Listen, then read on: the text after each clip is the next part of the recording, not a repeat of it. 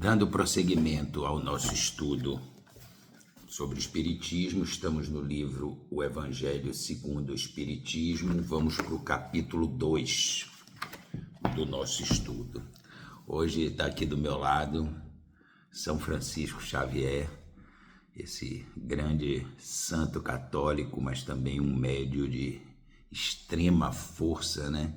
Um médium que, entre alguns de seus milagres, né, temos curas, temos a transmutação da água salgada na água doce, entre tantos outros milagres que nosso amado São Francisco Xavier fez.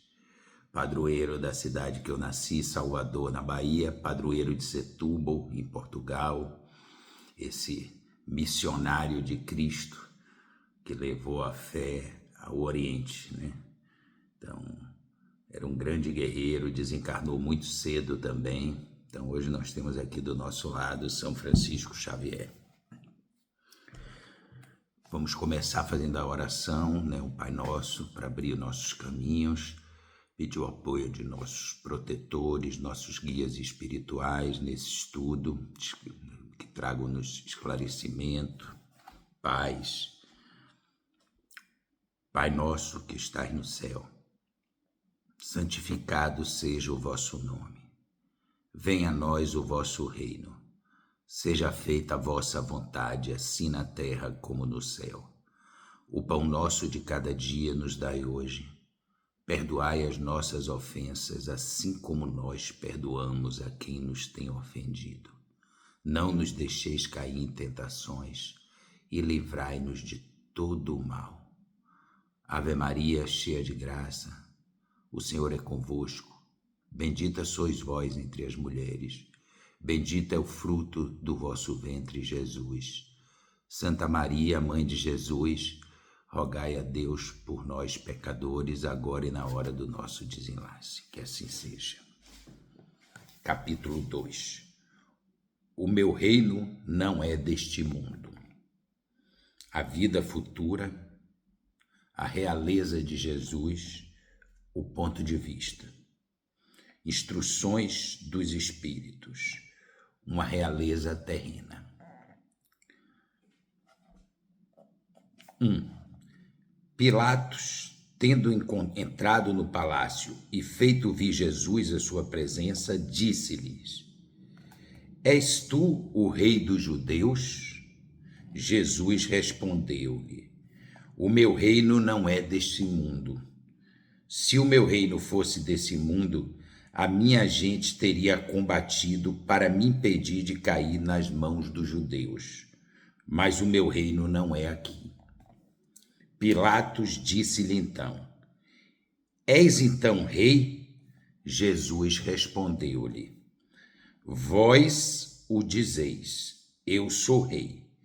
Eu não nasci e não vim a este mundo senão para dar testemunho da verdade. Quem quer que pertença à verdade, ouve a minha voz. São João, capítulo 18, versículo 33, 36 e 37. A vida futura. Por essas palavras, Jesus refere-se claramente à vida futura, que apresenta sempre como o fim a que se destina a humanidade e como deve ser a principal preocupação do homem sobre a terra. Todas as suas máximas se reportam a esse grande princípio. Sem a vida futura, na verdade, nenhuma razão de ser teriam a maioria dos seus preceitos morais. É por isso que aqueles que não acreditam na vida futura, imaginando que ele só falava da vida presente, não os compreendam ou os considerem puéreis. Esse dogma pode ser considerado como o centro dos ensinamentos de Cristo. É por isso que ele está colocado como um dos primeiros no início dessa obra, porque deve ser o objetivo de todos os homens. Só ele pode justificar as anomalias da vida terrena e mostrar-se de acordo com a justiça de Deus. Porque quando fala da vida futura, nós estamos falando de reencarnações, do nosso objetivo. Por que estamos aqui? Para evoluir moralmente, para evoluir espiritualmente. Qual é o nosso destino? Nosso destino é sempre a busca da evolução. Morrer, desencarnar, reencarnar e continuar nessa jornada. Por isso que é tão importante acreditar na vida futura. Porque senão não faria sentido nada, Porque Deus dá tanto a uns e tão pouco a outros.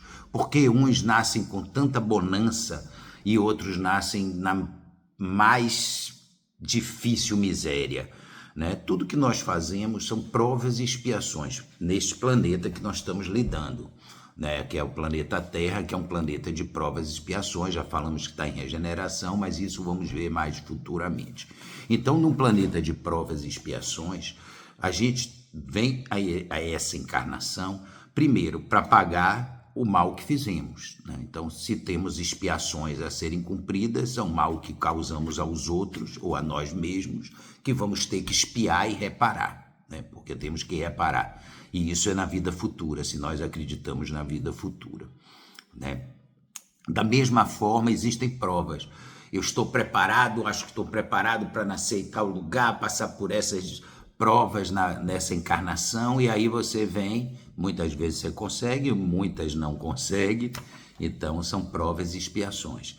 Então por isso que Jesus trata da vida futura, Não é só o presente agora, o presente é o que nós vamos fazer para que possamos ter uma vida futura de maior colheita, de maior bonança. E bonança não é dinheiro, Bonança é alegria, é felicidade, é amor, Então a gente sabe que a prova do dinheiro às vezes é uma prova muito difícil que as pessoas têm que passar.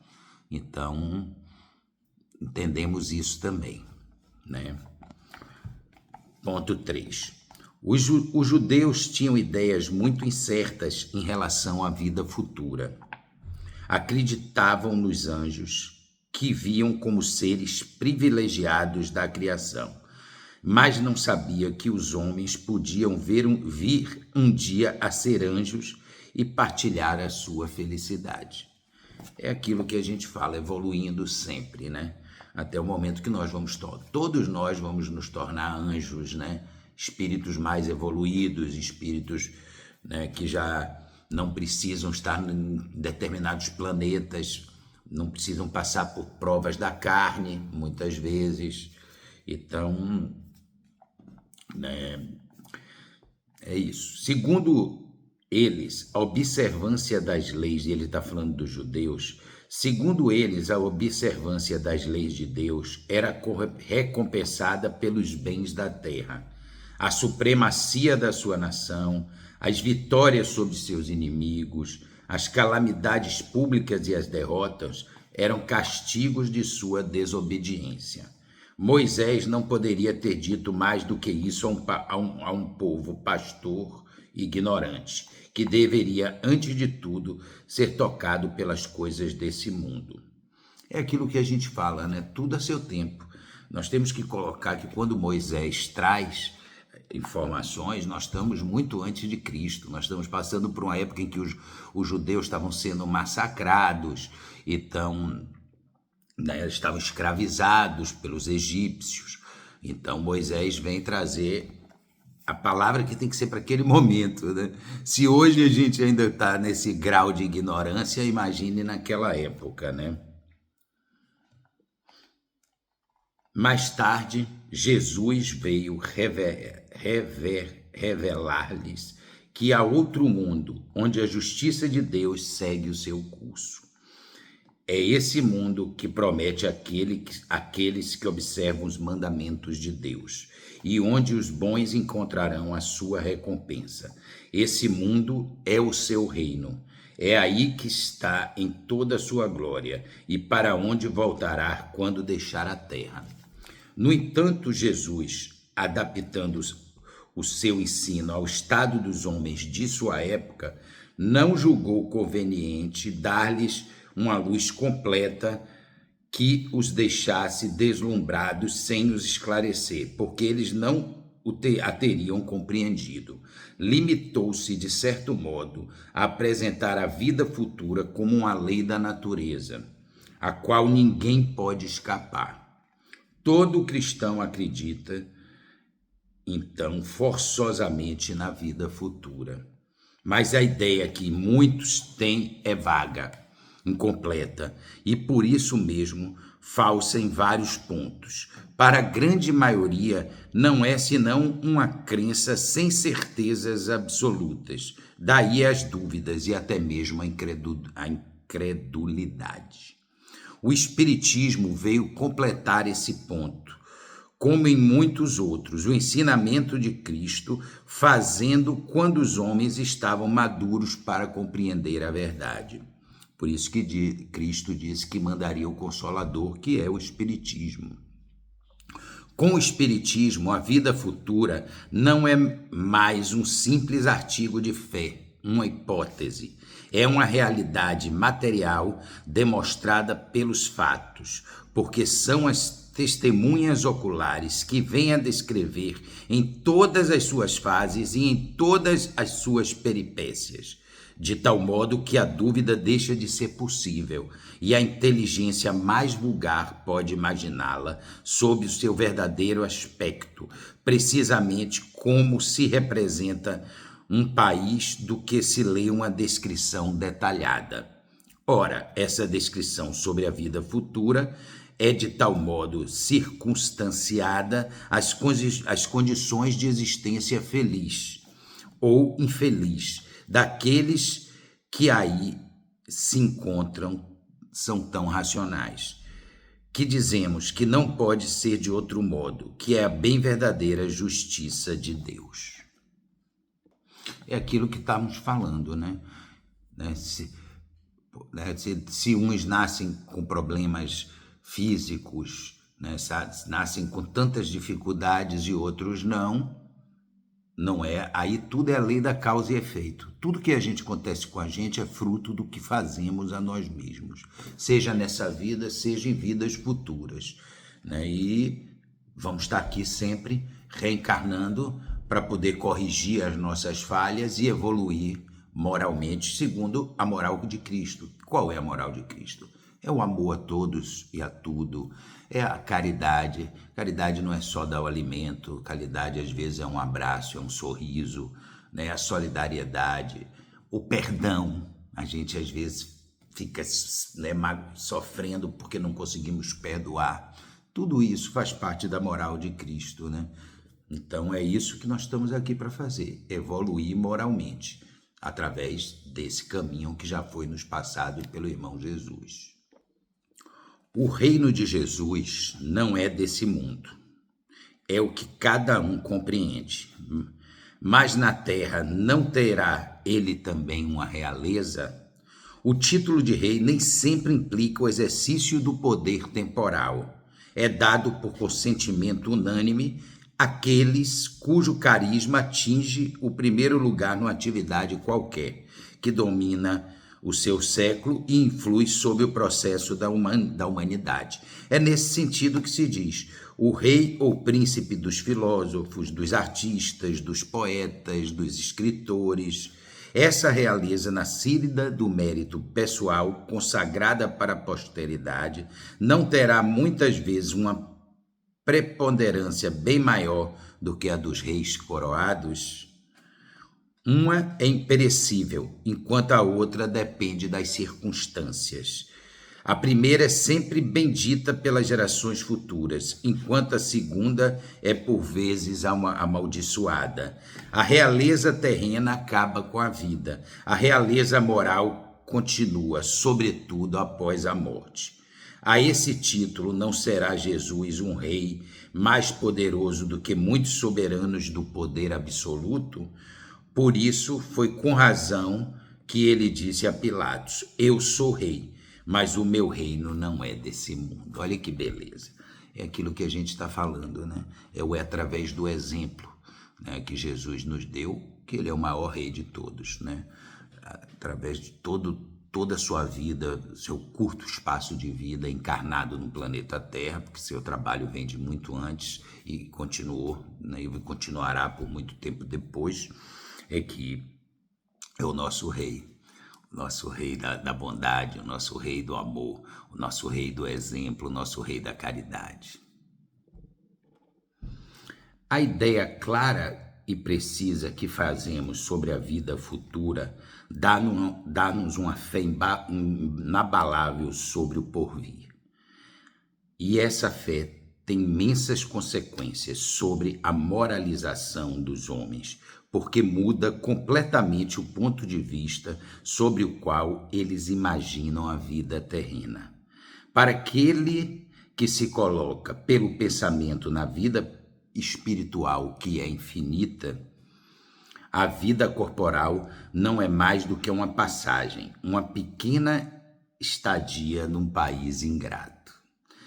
As vicissitudes e as tribulações da vida não são mais do que incidentes que ele aceita com paciência, porque sabe que são de pouca duração e que se seguirá numa situação mais feliz. A morte nada mais tem de assustador. Não é mais a porta do vazio, mas sim a libertação que abre ao exilado a uma entrada numa época de felicidade e paz. Sabendo que está num lugar temporário e não definitivo, aceita as dificuldades da vida com mais indiferença, e daí resulta para ele uma serenidade de espírito que lhe diminui as amarguras. Isso é muito importante, porque essa certeza de que a vida continua, de que nós estamos aqui para evoluir, né, de que tudo que nós passamos é fruto do que nós fizemos a nós mesmos ou aos outros, né? Tudo isso tira a culpa de Deus e coloca a culpa em nós mesmos. Nós somos responsáveis pelos nossos atos, pela nossa evolução, pelos nossos defeitos, e o principal é aguentar passar, por pior que seja a dor, com resiliência, com amor no coração, entendendo que tudo que temos que passar é necessário para a nossa evolução. Então, né, a gente consegue entender isso e passar melhor por essa vida, mas para isso a gente tem que ter certeza, fé, acreditar no nosso irmão Jesus, né? Então, e aí ele continua trazendo: pela simples dúvida sobre a vida futura, o homem dirige todos os seus pensamentos para a vida terrena. Sem certezas sobre o futuro, vive para o presente, não vendo bens mais preciosos que os da terra. E como uma criança que nada mais vê para além de seus brinquedos e para os obter, não há nada que não faça. A perda de um dos mais pequenos de seus bens é uma dor irreparável. Um engano, uma decepção, uma ambição insatisfeita, uma injustiça de que é vítima, orgulho ou vaidade ferida, são outras tantas tormentas que fazem de sua vida uma angústia permanente, entregando-se assim a uma verdadeira tortura de todos os momentos. É aquilo que a gente vem falando, né? Se a gente não acredita na vida futura e tudo isso que a gente vem discutindo aqui, né, da causa e efeito, tudo que a gente passa, a gente está passando porque tem que passar, porque é para nossa evolução, ou para por uma prova, ou para pagar um mal que fizemos através de uma expiação. Se nós não acreditamos em nada disso, a gente vai ficar o tempo inteiro dizendo que Deus é justo, porque aquele tem isso e eu não tenho, porque aquele consegue um marido, uma mulher e eu não consigo, porque... Então a gente vai estar sempre colocando, né, a culpa em Deus, a culpa, né, na vida presente, né, na vida material, quando isso aqui, esses bens materiais, essa vida terrena é uma vida passageira, ela passa muito rápida. É como nós colocarmos uma roupa, né, para sair. Aí encarnamos na Terra com aquela roupa que é esse nosso corpo físico, né, e E esse tempo presente aqui é um sopro no tempo do Criador, no tempo do mundo espiritual. E aí ele traz: é assim que a importância dada aos bens terrenos é sempre uma razão inversa da fé na vida futura. Se todos pensassem desse modo, ninguém se ocuparia mais das coisas da terra. Tudo ficaria periclitante. Não. O homem procura instintivamente o seu bem-estar. E mesmo com a certeza de estar por pouco tempo num lugar, ainda assim desejaria aí estar o melhor e o menos mal possível. Não há ninguém que, encontrando um espinho na sua mão, não o retire para não se picar. Ora, a procura do bem-estar obriga o homem a melhorar todas as coisas, empurrado que é pelo instinto do progresso e da conservação, que estão nas leis da natureza. Então, trabalha por necessidade, por gosto e por dever, e nisso ele cumpre os desígnios da providência, que o colocou sobre a terra para esse fim. Somente aquele que considera o futuro não atribui ao presente mais que uma importância relativa e se consola facilmente nos seus insucessos, pensando no destino que o aguarda. Deus, e isso é muito importante, não condena então os gozos terrenos, mas sim os abusos desses gozos em detrimento das coisas da alma. É contra esse abuso que estão precavidos os que a si próprio aplicam essas palavras de Jesus: o meu reino não é desse mundo. Olha que coisa importante, né?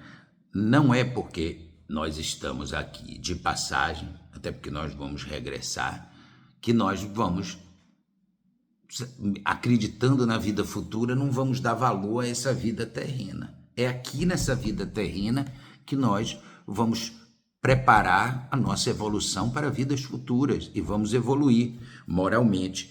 Então, é aquilo, Deus não condena você ter dinheiro, Deus não condena você querer ter um bom carro, você querer ter uma boa casa, muito pelo contrário.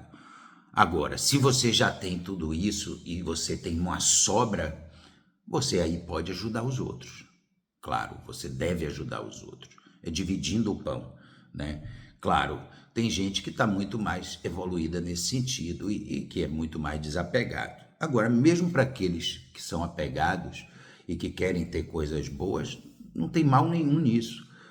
Agora você tem que entender que para isso você não pode fazer mal a ninguém, né? Você não pode passar por cima dos outros, você tem que continuar seguindo a moral de Cristo. E mais, se você tem, tanto que a prova do rico é uma prova muito mais difícil do que a prova do pobre, né? Nosso irmão Jesus disse: é mais fácil um camelo, que é aquela linha grossa de navio, passar num buraco de uma agulha do que um rico entrar no reino dos céus.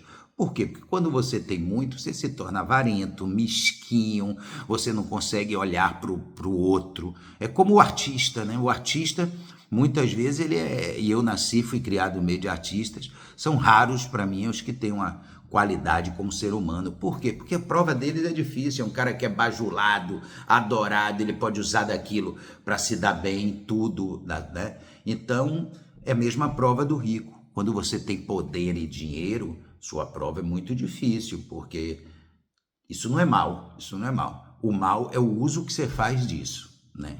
Se você usa isso para ajudar, para ser solidário, né, seus familiares, amigos e outras pessoas, isso só faz bem, né? Se um rico constrói uma fábrica e emprega um monte de gente e não explora, claro, porque aí se ele explorar o seu trabalhador, ele está fazendo mal, mas ele dando emprego, dando condições de trabalho, ele está fazendo um bem gigantesco. Então, o dinheiro, a riqueza não é nenhum mal, o mal é o uso que nós fazemos disso, né? O Espiritismo alarga o pensamento e abre-lhes novos horizontes. Em vez dessa visão estreita e mesquinha que o concentra sobre a vida presente, que faz do instante que passamos sobre a Terra um único e frágil momento da vida eterna, mostra que a vida não é senão um elo no conjunto harmonioso e grandioso da obra do Criador. Mostra a solidariedade que une todas as existências do mesmo ser, todos os seres no mesmo mundo e os seres de todos os mundos. Dá assim uma base, uma razão de ser a fraternidade universal.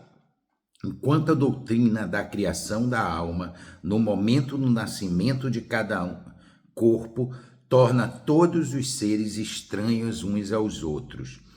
Esta solidariedade entre as partes de um mesmo todo explica o que é inexplicável, se considerar apenas uma parte. É esse conjunto que, no tempo ao Cristo, os homens não poderiam ter compreendido. É por isso que reservou esse conhecimento para outros tempos. Quem melhor do que eu pode compreender a verdade dessas palavras de Nosso Senhor? O meu reino não é deste mundo.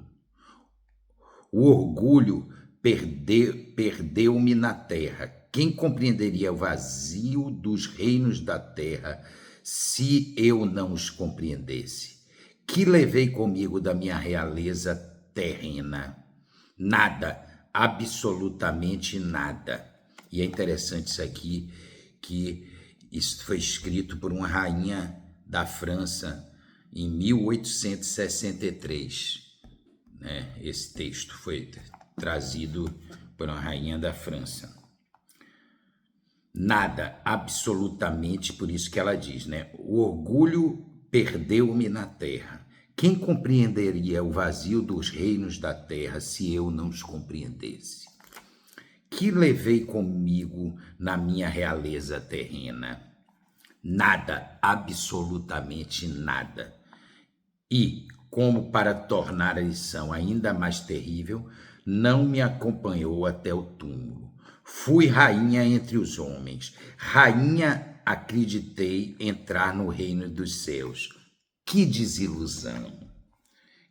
Que humilhações quando, em vez de ser recebida como uma soberana, vi acima de mim, mas bem acima, homens que eu acreditava insignificantes e que eu menosprezara, porque não eram de sangue nobre. Foi então que compreendi a esterilidade das honras e das grandezas que procuramos com tanta avidez sobre a terra. Olha que beleza, né? E é exatamente isso. Quando a gente desencarna, o que você foi, o que você teve aqui na Terra, você só leva a sua evolução moral, as coisas boas que você fez e as coisas más que você fez, que você vai pagar.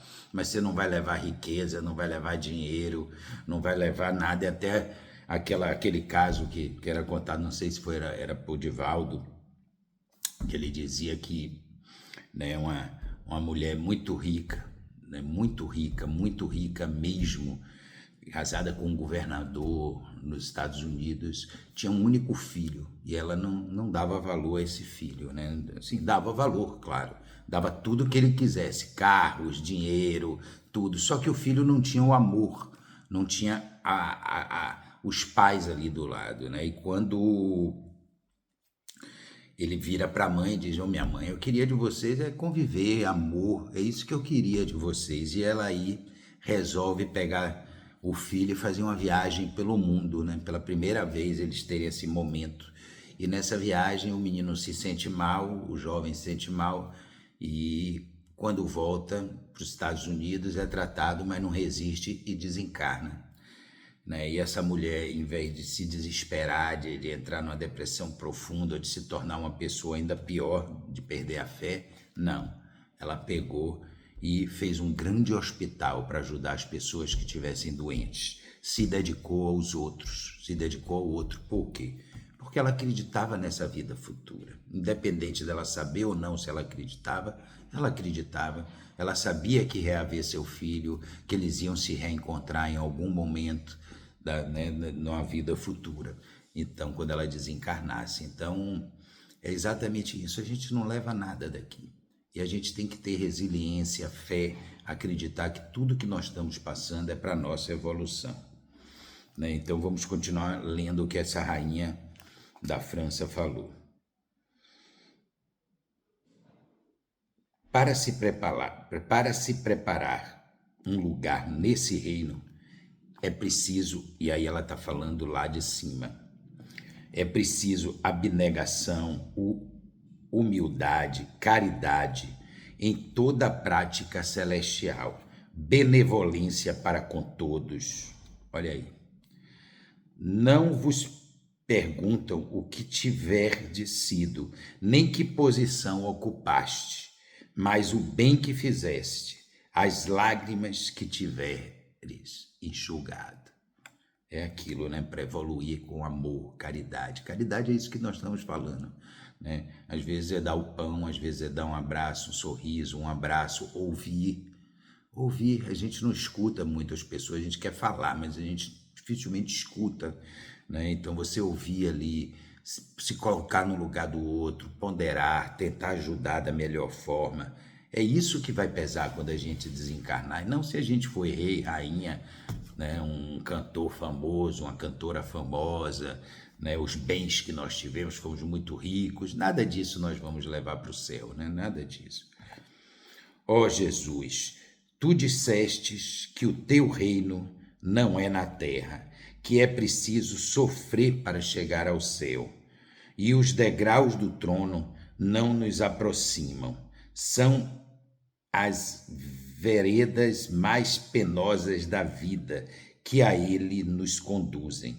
Procurar, então, a estrada através das urces e dos espinhos, e não entre as flores. Os homens correm atrás dos bens terrenos, como se pudessem guardar para sempre. Mas aqui não há mais ilusão.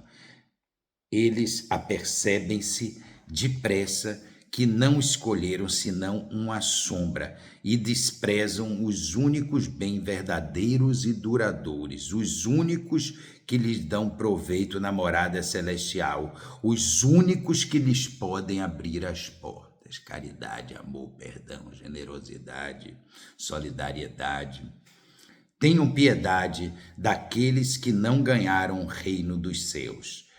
Ajude-nos nas vossas orações, porque a oração aproxima o homem do Altíssimo. É o traço de união entre o céu e a terra. Não o esqueçam. Uma rainha da França, Lefebvre, 1863. Aquilo tudo que a gente vem conversando aqui, o que vai realmente nos aproximar são nossas ações. Muito importante as orações, a gente pedir pelos outros, tudo isso é caridade, A gente orar pela saúde da humanidade, pela melhora de todos. Claro que a oração é fundamental, agora a ação é o que vai se mostrar, é através da ação real ali, de quantas pessoas você ajudou, de quantas lágrimas você enxugou, de quantos momentos de solidariedade e perdão você teve na sua vida, de amor ao próximo, essa dedicação infinita que nós temos ao próximo, E com isso aqui nós chegamos ao fim do capítulo 2. No capítulo 3 nós vamos trazer há muitas moradas na casa do meu pai. E aí já é um outro capítulo que nós vamos entrar. Vamos agora agradecer a nosso irmão Jesus. Obrigado, irmão Jesus, por esse estudo, por mais esses esclarecimentos. Obrigado a todos os nossos protetores, aos nossos irmãos espirituais, aos nossos guias espirituais. Obrigado à Mãe Terra, esse planeta maravilhoso que nos permite estar aqui e evoluir nele, que nos traz tantas provas e nos dá o direito a fazer nossas expiações.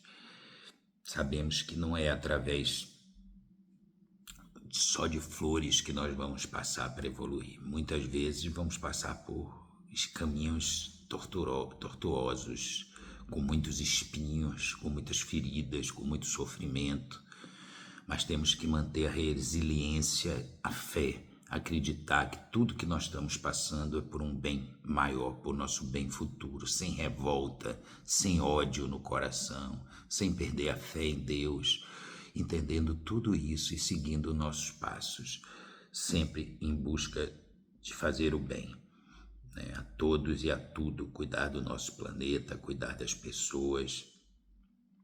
Nos permita, irmão Jesus, nos dá saúde, nos dá força, nos dá esclarecimento.